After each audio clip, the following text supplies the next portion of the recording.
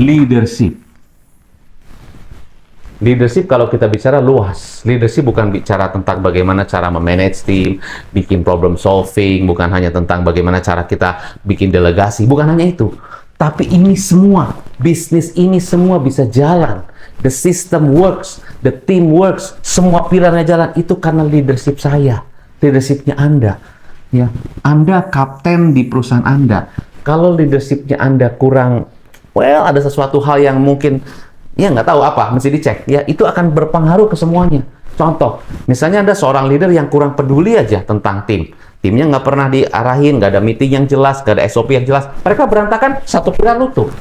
Dan bayangin kalau satu pilar runtuh, semuanya bisa runtuh. Karena itu berkesinambungan semua. Itu cuma gara-gara simple things. Atau leadership Anda misalnya terlalu tidak ikut sistem. Jadi misalnya contoh, aduh deh, nggak usah lah, nih customer lama lah, nggak apa-lah, cincai lah, saya kasih bonus gede aja lah. Nah, Anda mengacaukan sistem sendiri. Gara-gara sikap Anda begitu, ya terlalu, ya kadang-kadang mengutamakan ya pertemanan lama atau segala macam. Orang bilang nanti ya udahlah, fleksibel lah sama customer lama. Fleksibel sih fleksibel. Tapi Anda kan punya sistem. Nah, gara-gara kefleksibelan Anda, ya bikin customer yang sudah lama, yang misalnya sudah transaksi lama segala macam, Anda kasih keleluasaan, tidak pakai sistem, Anda pakai cara Anda sendiri, akhirnya sistem tidak jalan. Karena sistem tidak jalan, itu semua timnya jadi rusak semua.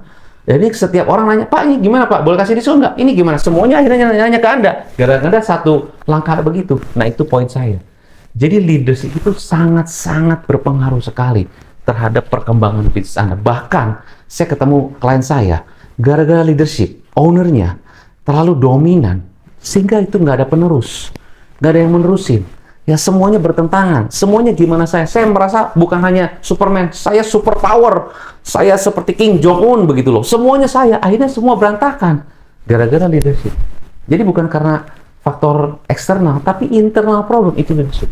Ya, ini makanya di template saya bahas tentang leadership itu luas sekali ya.